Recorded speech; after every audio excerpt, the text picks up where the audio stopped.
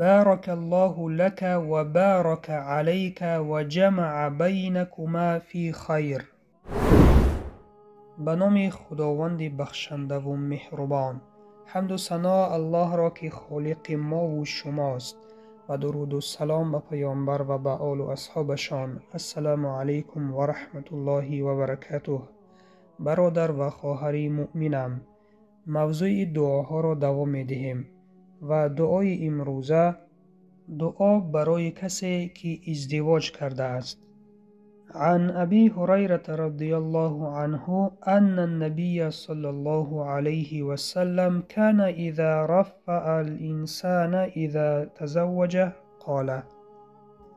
از ابو هریره خداوند از او راضی باد روایت است که وقتی که کسی که ازدواج میکرد پیامبر صلی الله علیه و سلم او را تبریک و تهنیت کرده میگفت: بارک الله لك و بارک علیک و جمع بینکما فی خیر.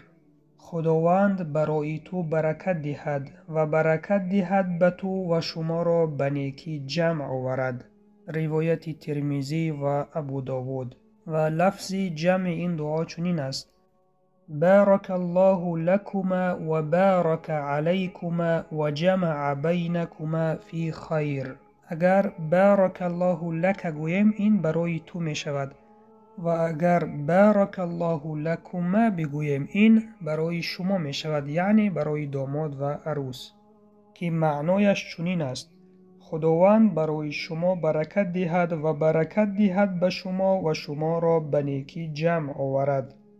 پس برادر و خواهر ایمانی هم این دعا را حفظ کنیم و برای تبریک و تهنیت گفتن نوخانه‌داران در حقشان این دعا را کنیم و یکی از سنت های پیامبر صلی الله علیه و سلم را هنگام ازدواج عملی کنیم. این بود پایان موضوع امروزه. سبحانك اللهم و بحمدک، نشهد ان لا اله الا انت، نستغفرک و نتوب الیک.